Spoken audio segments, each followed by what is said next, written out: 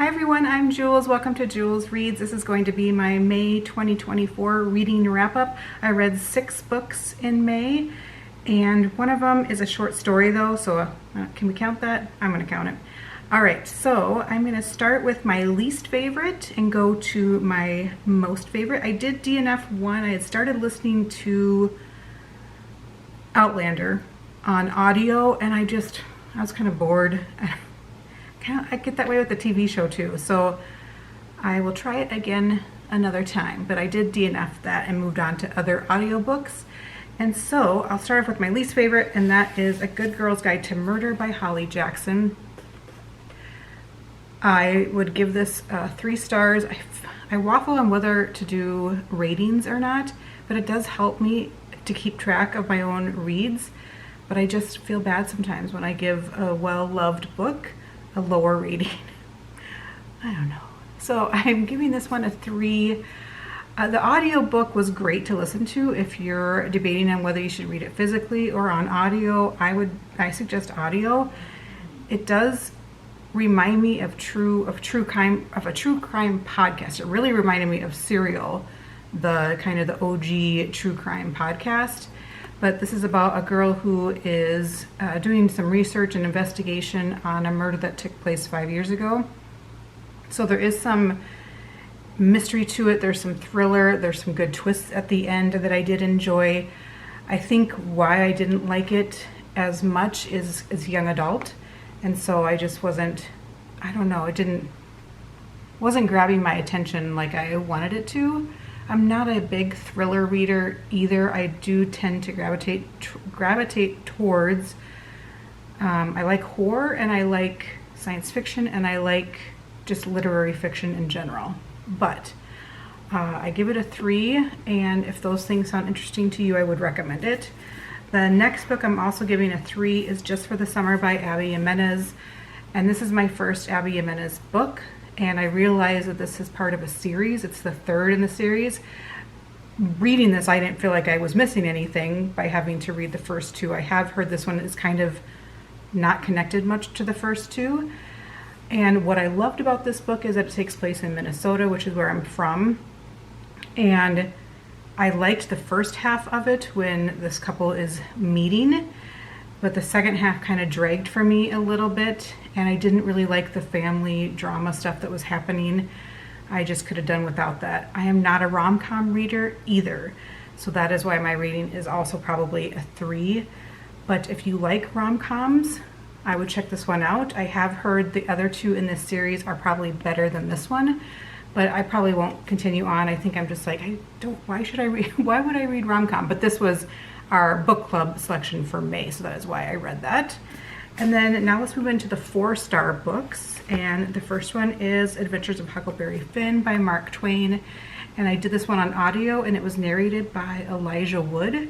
I enjoyed the audio. There's some problematic language in it, for sure. If you can get past that, I think it's a great novel. And I guess that language, though, Mark Twain was actually trying to say something by using that language. So, as my husband explained to me, I can't articulate what he told me, but I would maybe look up information on that because someone else can explain it much better than me. But this is about Huckleberry Finn and his adventures with his friend Jim, and takes place, is it after the Civil War? During the Civil War? I cannot remember. So it's in the 1800s, and they just have an adventure going down the river. And there's some humor in here I was not expecting. It is satire, which I didn't know. I never read this as a kid growing up in school. I was never told to read this, I do not think. Otherwise, if I was told to, I didn't read it. But I like it. I would give it a 4. I'm excited to read the new Percival Everett book, James. My husband and I are actually going to do a buddy read on that, and that is a retelling from Jim's perspective of this story. So I liked it. It's kind of not coming of age, but I like reading about young kids growing up. All right, so then the next one that I read, which I'm going to give a 4-star, is 84 Charing Cross Road by Helene Hanif. HANFF. And this is letters back and forth between a New Yorker and a British bookseller in London. These are true letters that actually took place, I think it spanned like decades, in the 50s and 60s maybe.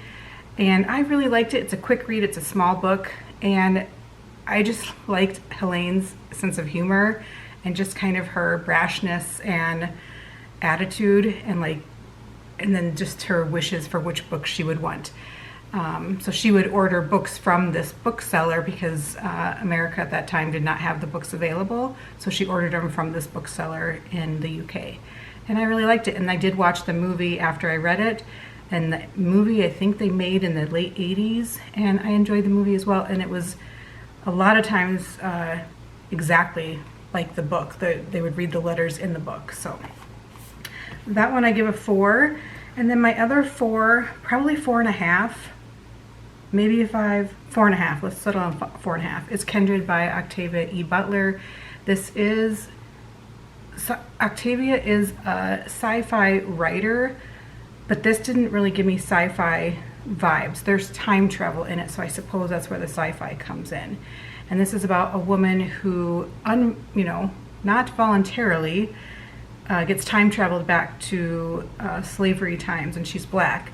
So this takes place in the late 1960s, early 70s. And so she goes from that time period back to the 1800s. And so the shock of what's happening. And there's some not easy things to read in here. So definitely look up trigger warnings if that would bother you. And I did really enjoy this. I watched the TV show as well. The TV show is not like the book very much. There's a lot of things in the TV show they added that were not in the book. And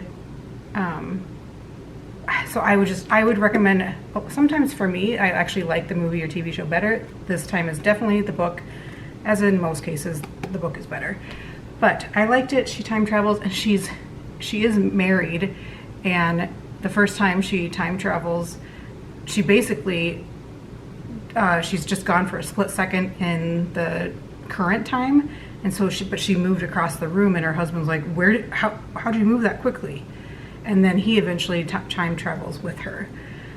So it's just interesting. Octavia is an amazing writer. I also read her book Dawn, which is definitely more sci-fi. So if you like sci-fi, I would check out Octavia Butler's books. And yeah, I don't know if I can say much else about it, but I enjoyed it. 4.5 stars.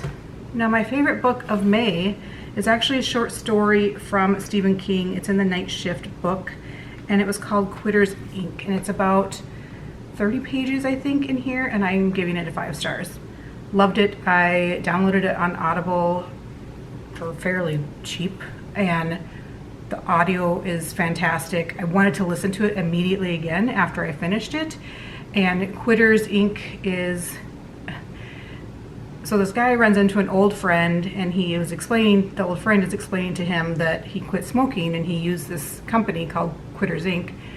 And it was the best thing he ever did for himself. And so this guy is like, he's a smoker. He's like, well, I'm gonna try that. And then there's some not so good things happening. I know, Stephen King, what do you expect? And I loved it. I can't really explain. I mean, obviously it's a 30-page short story, so I can't say too much about it without giving away some spoilers, but I did really love this, and I just picked up Stephen King's new collection of short stories I'm excited to read, and I should read the rest of them in here. But that was my favorite book for May. I'm giving it 5 stars, and it's not really a book. I mean, is it a book if it's a short story and it's only part of this book? Can I call it that? Can I count it? So that is all I have for May, which was 6 books and 1 D and F. What was your favorite book in May? And what's your favorite book so far this year? I would love to find that information out. All right, see you guys soon.